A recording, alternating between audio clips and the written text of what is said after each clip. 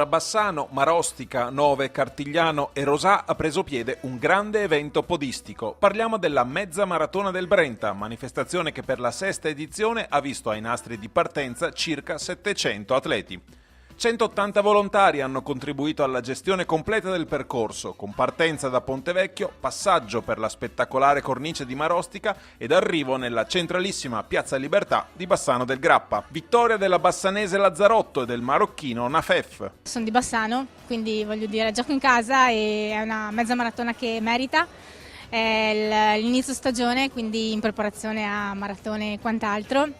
Percorso è un percorso veloce, vabbè, un po' più falso piano l'ultima parte, però insomma giocavo in casa e meritava. La gara, il percorso lo conosco benissimo, la prima parte in discesa, ho corso la prima parte veloci dietro il Chignano, dopo il 15 km ho letto bene la gara, ho saputo subito di vincere in finale.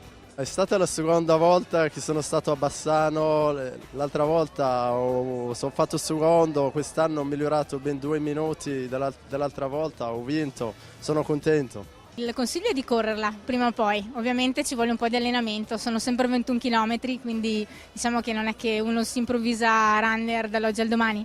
Di certo adesso ci sono la 5 e la 12 km che aiutano in preparazione, è sicuramente una bella corsa in una bella cittadina.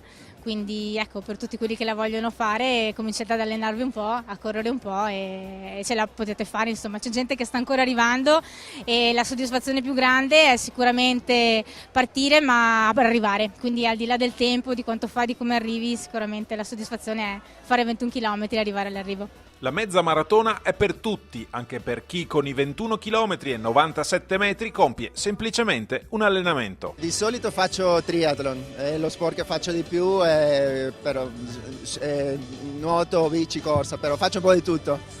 Oggi era una giornata ideale, io abito qua a Bassano e quindi poter fare la mezza maratona, una gara organizzata così bene, ti consente di allenarti e di poter allenarti in un ambiente molto piacevole, molto ben organizzato, gestito, quindi ideale come allenamento. Sesta edizione quest'anno e quindi un evento che sta crescendo in qualità ma anche in quantità, perché numeri alla mano siamo poco veramente sotto ai 700 atleti, siamo oltre ai 690 atleti, quindi numeri veramente che ci danno ragione dopo 6 anni per questa organizzazione. Ricordo nel 2010 erano 540 i partenti.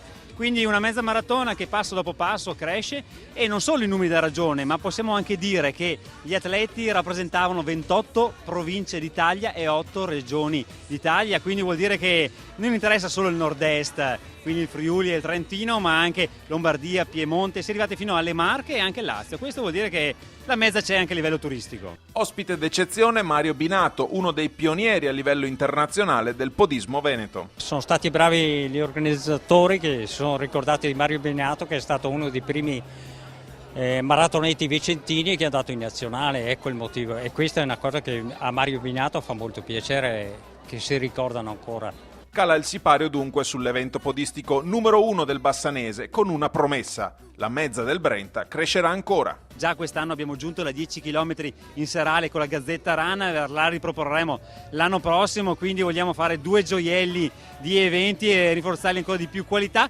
sempre con qualche chicca nuova.